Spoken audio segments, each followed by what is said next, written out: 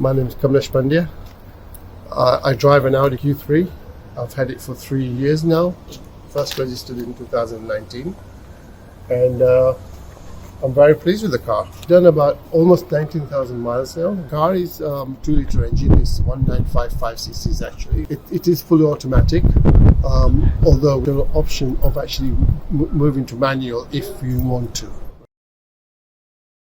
The Audi rings are obviously the most popular part of the car. The other thing that with this Q3 that I bought 3 years ago, which is unusual, is that the size of the front of the car is the same as the old Q5 was, which means that it's not looking any different to what my Q5 used to do. Change from the old Q5 to the new Q3 was the fact that it actually has the lights, the shape of the lights have changed, and it looks very attractive. If you go around to the side of the car, the alloy wheels are obviously very attractive and very smart looking. It's also got the S-line feature, which I'll show you, that you can see on the door. At night time also, when you actually open the doors, because of the S-line feature, you actually get the lights underneath as well. Although the tag is Q3, Audi, particularly the Q3, Q5, has not changed at the back so much. The advantage also in this particular car is that actually you can lower the base of the boot, so you can get some more extra space, which I didn't have in the Q5. As you can see, I lowered the boot. This thing comes up and goes on here, so I actually gain about 4 inches. That's what lowering the boot means. So when you're carrying more suitcases, for example, like when I was picking you up from the airport, extra suitcases, that's why I actually lowered. Put it back up again, I just have to lift it, pull it out, and put it back in again, and it actually goes up higher up again. The newer cars, they've actually brought out an Audi Q Sport, which they have changed the spokes, and the sports car actually is a lot more aerodynamic than the saloon is. So one of the features I like about this particular car are the indicators, the way they actually go from left to right. Okay? And in this particular case, you will go from left to right. From right to left here and left to right in the other case. I think this is no different to my other Q5 used to be, other than the color is different. This is white in particular, and the other one used to be blue. If I was to say, would I buy a white car again? Probably not, because it does get dirty very quickly. That's the only bad thing I would say about this. You keep on referring to Q5 a lot. Yes. And honestly speaking, when I saw this car, you thought it was a Q5? I thought it was a bigger car. Yeah. Out of 5, I would say 4.9, definitely. Again, the difference between this car and the previous cars that I've had is that I have everything that I need in my steering wheel, right?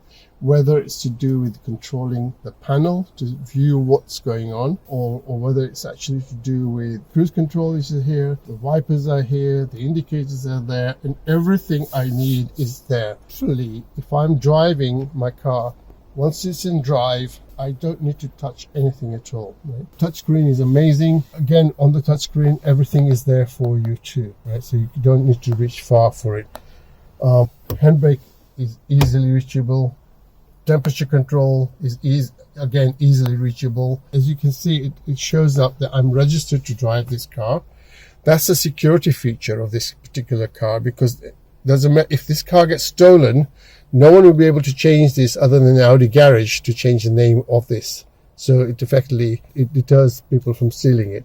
And I can give you an example. When we had a robbery in the house, the robbers came, they've inserted the key, they saw that, and they actually left the car. They did not take the car. And it was only 2 weeks old then. That I had an option of buying all leather seats or a combination of leather and cloth. It was my choice that I actually went for this combination of leather and cloth, purely because in this particular model, I don't have heated seats.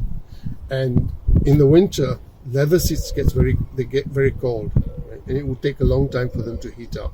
Plus, it actually looks much better, in my opinion. Quite like the layout of the seats, especially in the back as well, where the seats can be folded down if I needed to, if I wanted more space.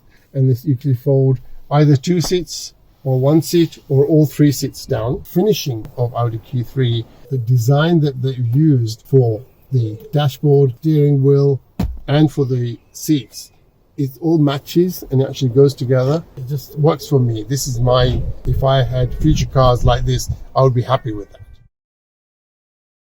With this car, I actually do find the seats are very comfortable. Seats are at your height position, so you can just get in and out easily like that. One of the biggest factors why I actually bought this car was for my mum. She's 90 years old. She can get in and out of this car without actually having to bend over at all. So this is just the best thing for me. So I'm 5'10" and I've actually got the seat higher up, yet there's plenty of headroom as well. There is good 4 or 5 inches here at the top. You know, my head doesn't touch the top of the car at all. The seat does have lumbar support, so you can arrange how you feel comfortable. The seats also have this adjustment so that you can actually extend the seating space. Also on the passenger side, which you can probably see it but clearer.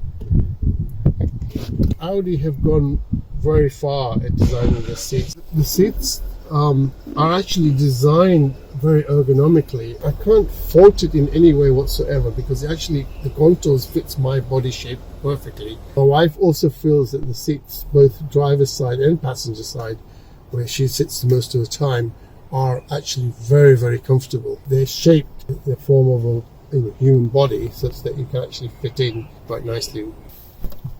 Again, as you can see, getting into the back seat is just as easy as getting in the front seat.